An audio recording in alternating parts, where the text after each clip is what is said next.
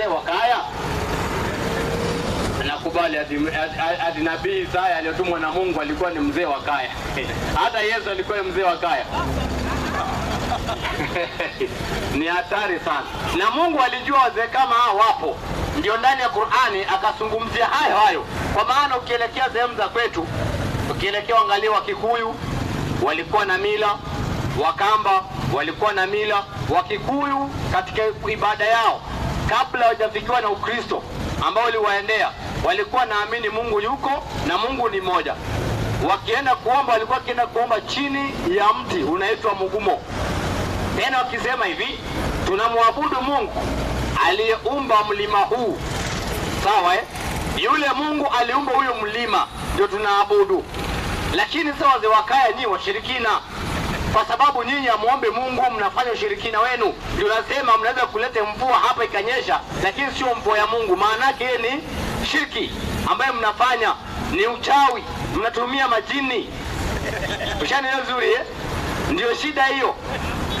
Pamoja na ndio unakuta wazee wetu Wakikuyu, Wakamba, Wameru tunaamini walikuwa ni Waislamu 100%. Kwa sababu walikuwa naamini Mungu ni moja ambaye hana mfano, ambaye hakuzaa wala hakuzaliwa. Hiyo ndio ilikuwa imani ya wazee wetu.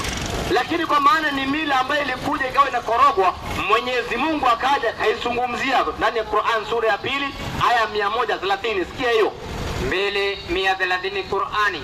Because kulikuwa wazee 1-2.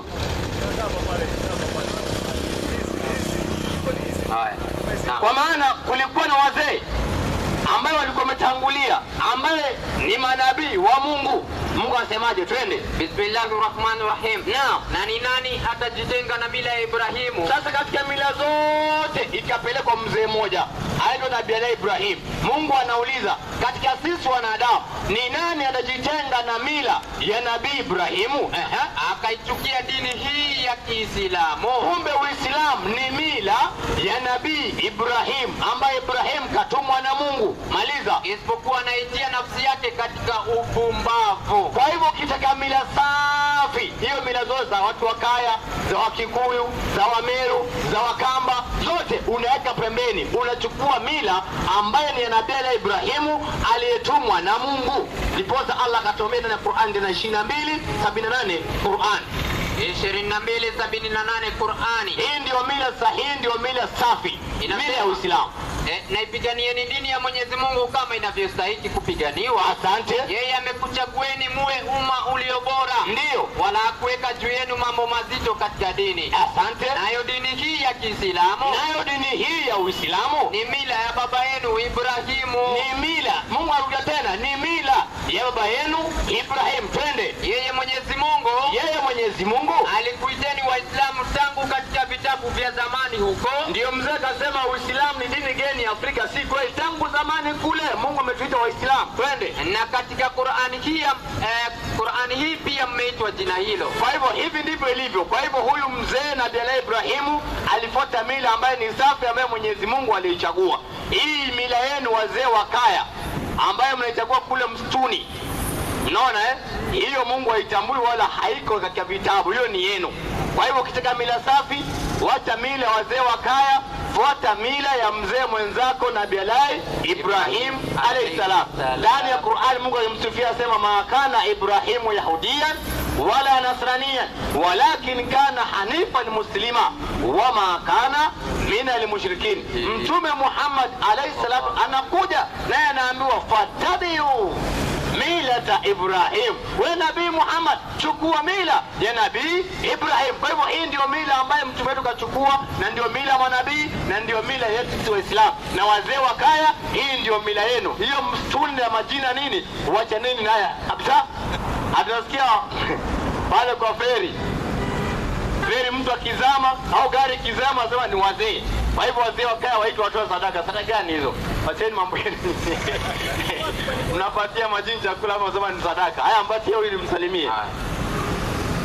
Naja kwako mzee wa kaya, subiri kidogo hapo. Tunataka tupange siku, uite wale wakubwa wenu wazee wote kutane. Ipige Qur'ani pale muone mkitembea na magoti. Habari yako kaka? Safi kabisa. Mimi naitwa Isaka, na wewe? Naitwa Jofu. Mr. Geoffrey, mimi ni Muislamu na wewe? Kristo. Na? Kristo. Mkristo. Nafanya ibada yangu msikitini na wewe? Kanisani. Kanisa gani? SDA. Seventh-day Adventist Church. Kanisa ilianzia Marekani. Ilianzishwa na mwanamke anaitwa Ellen G. White. Karibu sana kwa mkutano. Una swali? Niko na swali. Uliza. Lakini nilikuwa nataka turudie tu kitabu cha Isaya sura ya 3 mstari wa 15, 6 na 17. Ndio swali yako ama unachangia? Nachangia alafu niulize swali. Ningependa ulize swali yako because ni mzee wa kaya na wewe Mkristo. Naona kama umechapua kidogo ndo nitakupitia alafu ndo niulize swali. Huyo Mkristo, huyo mzee wa kaya amechafua Biblia. Ilichafuliwa kabla uzaliwe. Sawa, lakini ngoja nitakupitia. Haya, sawa, ruhusa. 3:15, 16. Wewe yanaelewa chafuliwa na mzee wa kaya. Biblia ilichafuliwa na wazungu kitambo. Wewe umeletea hapo ishachafuliwa tayari.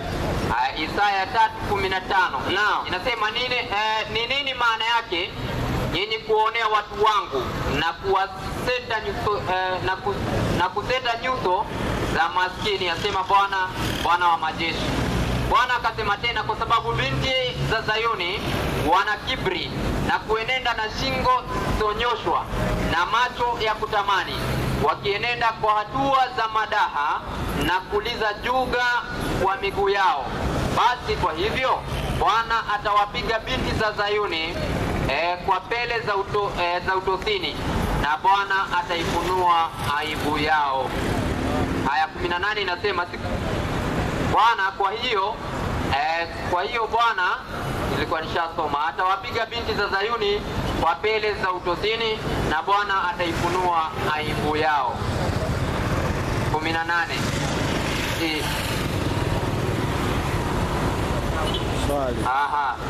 Hii ni 18. Inasema siku hiyo Bwana ataondolea uzuri wa juga zao na kaya zao na pete za masikio. Kwa hiyo siku hiyo Bwana atakuja atawaondolea hizo kaya zao na uzuri wao zote. Kwa hivyo Biblia imekataa mambo ya kaya, lakini sasa niende moja kwa moja kwa swali. Swali linakuja mambo ya kaya out. Biblia itabui. Amesema Bwana ataziondoa hizo kaya. Kwa hivyo Biblia haitambui mambo ya kaya. Kwa hivyo Biblia imepiga out mambo ya kaya. Kwa hivyo asome vizuri Biblia. Namshauri tu. Lakini sasa niende kwa swali. Iko hiyo hapo lakini. Sura ya 2 aya ya 12 Qur'an. Aya 102. Ya kuelewa? Sasa nauliza swali. Sura ya 2 aya 102. 102. Haya. Inasema hivi: kwa jina la Mwenyezi Mungu mwingi wa rehema, mwenye kurehemu. Wakafuata yale walioyafuata mashetani, na wakadai kuwa yalikuwa katika ufalme wa Nabii Suleiman. Asante. Na Suleimani hakukufuru, ndio, bali mashetani ndio waliokufuru, wakiwafundisha watu uchawi na waliokuwa wakiujua wenyewe tangu zamani. Ndio. Na uchawi ulioteremshwa kwa malaika ulioteremshwa kwa malaika wawili, asante, Haruta na Maruta, katika mji wa Babeli. Ndio. Wala malaika hao hawakumfundisha yeyote mpaka wamwambie, ndio, hakika sisi ni mtihani na wakutazamwa kutii kwenu. Ndio. Basi usikufuru. Wakajifunza kwao, ambayo kwa mambo hayo waliweza kumfarikisha mtu na mkewe na mengineo. Patia mic. Naomba pia na ufafanuzi wake pia sio.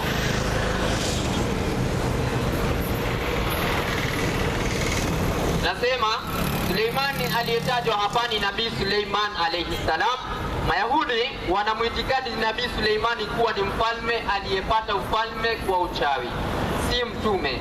Basi na hawa wachawi wa Kiislamu kumnasibisha Nabii Suleimani hizo ilmu zao za uchawi, basi Mwenyezi Mungu anamkanushia haya, na aya hii yaonyesha wazi kuwa uchawi ni amali ya ukafiri.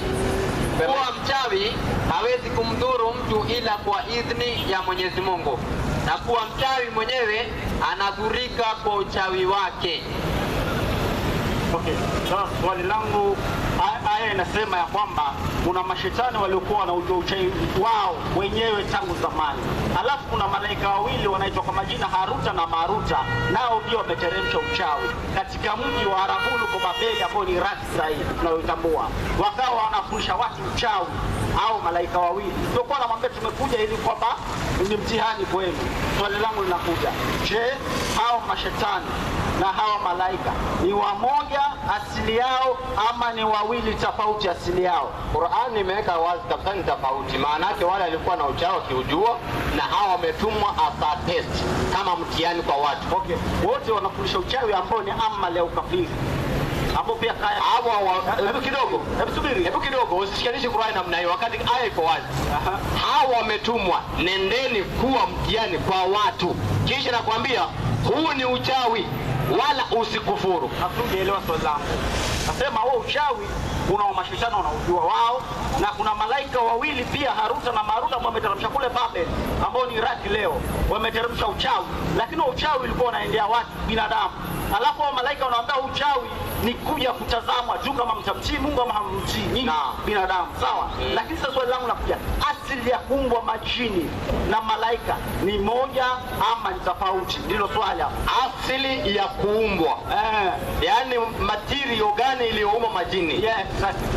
Material gani? Majini na malaika wameumbwa na material moja ama mbili tofauti?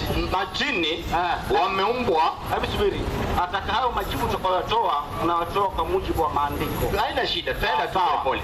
Majini wameumbwa kwa mwali wa moto ama waitwa smokeless fire. Sawa eh? Malaika wameumbwa kwa nuru. Tofauti. Sawa. Malaika wameumbwa kwa nuru, majini wameumbwa na mwali wa moto ama smokeless fire.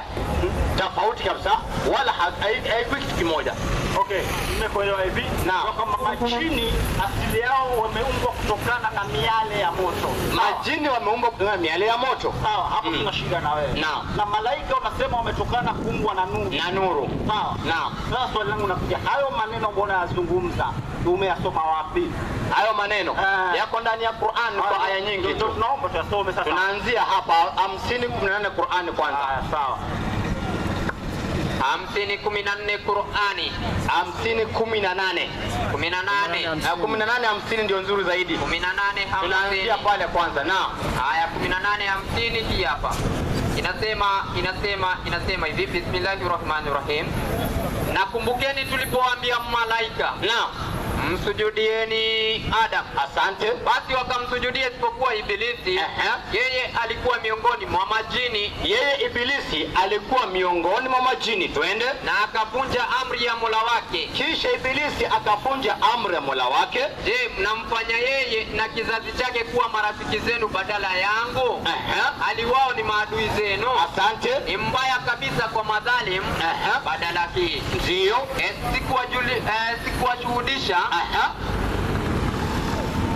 sikuwashuhudisha ndio kuumbwa kwa mbingu na ardhi, wala kuumbwa kwa nafsi zao, ndio wala sikuwafanya wapotezao kuwa wasaidizi wangu. Asante. Nakumbukeni siku atakayosema Mwenyezi Mungu, ndio waiteni washirika wangu ambao mlidai kuwa ndio washirika wangu.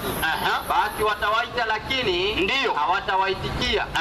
Na tutatia kizuizi baina yao, ndio hawataweza kukutana. Endelea. Na wabaya watauona moto mkali, ndio watauona moto wakati huo, na watajua ya kwamba wao lazima wataingia humo, ndio na hawatapata pa kuepuka, ndio. Na bila shaka tumewaelezea watu namna kwa namna katika hii Qur'ani kila mfano. Lakini mwanadamu amekizidi kila kitu katika ubishi, ndio. Na hakikuwazuia watu hawakuamini walipowajia uongofu na kuomba maghfira kwa Mola wao, ndio, isipokuwa wanangoja iwajie hali ya wale. Hebu nigeuze kidogo hapo because uko mbali. 55:15 kwanza.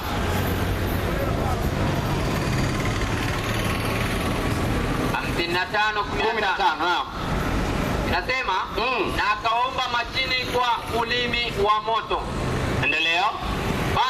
katika neema ya Mola wenu mnayoikanusha kuwa si neema yake? Mpe kidogo. Ya kwanza umeiona? Umeiona. Kwamba majini wameumbwa kwa ulimi wa moto. Sawa ndio ile smokeless fire. Ama mwali wa moto. Sina shida. Sawa. Sawa. Pia malaika na bishana wajaumbwa kwa nuru. Tunaomba ushahidi. Tunaomba ushahidi. Ukitoa mimi sibishana nakubali. Ndio nauliza kama hauna. Hebu subiri. Nauliza swali. Ukitoa mimi sina ubishi. Lakini kama hukutoa, hapo ndo utakuwa na ubishi. Allah hapa tulala. Lakini kama ukitoa mimi sina ubishi. Haya kwanza umefuzu. Umepiga tiki. Ndio. Mama Mungu na moto. Sana kwa mzigo wa pili. Jibuo. 1000 kwa. Jibu sasa. Sasa Mungu kwa nuru. Lete haya. Tushamaliza hiyo. Ya kwanza. Hii nyingine sina. Safi kabisa. Haya na wewe nisaidie. Kidogo na wewe nisaidie. Sasa kidogo. Angalia. Mimi kama mwalimu, sema kama hauna. Hebu subiri. Nimesema sina. Angalia, unajua mimi kama mwalimu huwa sijaribiwi. Because wewe hujakuja kwa ajili ya kutaka kusoma. Kama mwalimu ulipokaa tu hapa na walimu wote ambao tuko hapa, akizungumza mtu before 3 seconds wote mjue ni mtu aina gani. Kuna watu aina 3. Kuna mtu ambaye anajua na anajua hanajua. Na kuna mtu hajui na hajui kana kwamba hajui. Na kuna mwingine hajui na anajua mimi sijui. Sasa wewe haujui na hujui kana kwamba haujui. Sasa kwa sababu hujui na hujui, wale kidogo namaliza. Sasa wewe kuja kukaa hapo umekuja kujaribu. Je, hawa walimu wa Kiislamu wamesoma? Si kwamba umekuja kuuliza swali ambayo wewe itakufaidisha na hao wafaidike. That's why katika pili kasema sina aya. Kama uko naye wasaidie watu. Okay. Nafikiri umepata nafasi sasa, si ndio? Wakati tunasimama hapa kufundisha kama mwalimu, nataka ufundishe imani ya hakika, sio kubahatisha bahatisha. Unaona sasa? Subiri, sikiliza, imani ni kuwa na sasa hali ya kidogo. Hiyo si usomi. Usomi ni huu. Mwalimu wa Kiislamu katika dini yetu tumefundishwa kusema sijui ni nusu ya elimu. Hii mafundisho ya dini yetu. Sasa kama mwalimu, angalia kidogo, kama mwalimu mimi nimesema hiyo ya pili sijui. Kama mwalimu wa pili ambao umekuja kwa ajili ya kufaidisha watu, ungesema basi hiyo mwalimu badala hujui, mimi kama mwalimu naijua ndio hii na wewe utoe. Lakini unasema wewe unafaa kusimama hapo kufundisha hivi kaza, hiyo maana yake hujakuja, umekuja na jibu lako kwa mfuko, kwamba hujakuja kufundisha, umekuja kukashifu. Hii ndio tatizo. Kama mwalimu umesema mimi hiyo sijui, na katika kusema mimi sijui katika elimu ya Uislamu ni sawa kabisa na ni nusu ya elimu. Maana yake NCA nikafunza kitu ambacho hakiko. Kwa hiyo nikasema kama ni hii nyingine ambayo sijui, penye nitafanya research, nitaongea na mashaka wangu, walimu wangu, wakinipa kesho nikuletee. Lakini because wewe mwenzangu, wewe ni msomi unajua, ungeambia watu jameni, na mimi nasema ndio hii hapa, usaidie watu. Basi nakupa homework. Mwana mmoja kutetea. Kidogo. Subiri. Hiyo ni hebu subiri. Sio wataka homework. Sasa kupata homework kafanya research. Au ukipata. Ndio. Ukipata. Na mimi narudi kwako. Mbona hii mic ifanye? Sio haya. Sawa. Na mimi because nimejibu moja. Okay. Ikabaki moja. Subiri kidogo. Tit for tat. Hebu subiri. Tit for tat. Subiri. Ngoja. Usiwe muoga. Ngoja si uoga. Usiwe muoga. Si uoga. Nisikilize na mimi. Sawa, nakusikiliza. Kama ulivyokusikiza. Mimi nikajibu moja ikabaki moja. Na mimi nataka hii yangu niliyojibu wewe unisaidie. Kwa mujibu wa Biblia na kwa mujibu wa Kristo, majini yameumbwa kwa nini? Na unipe na ushahidi. Ati majini wameumbwa kwa nini? Na unipe na ushahidi kwa mujibu wa Bible. Hebu subiri. Sasa tusikilize. Nataka jibu. Hapa tusikiliza bwana. Wewe unakufa. Na nataka majibu. Unajua baada ya kujiona kwamba hebu subiri. Wewe umeniambia subiri. Mimi sina kujibu sasa. Sema ni huyu bwana aliniambia hivi. Hayo maneno umezungumza, nataka ushahidi. Na akanyamaza. Na mimi nimesema hivi. Hayo maneno Biblia na Wakristo, majini yameumbwa kwa nini?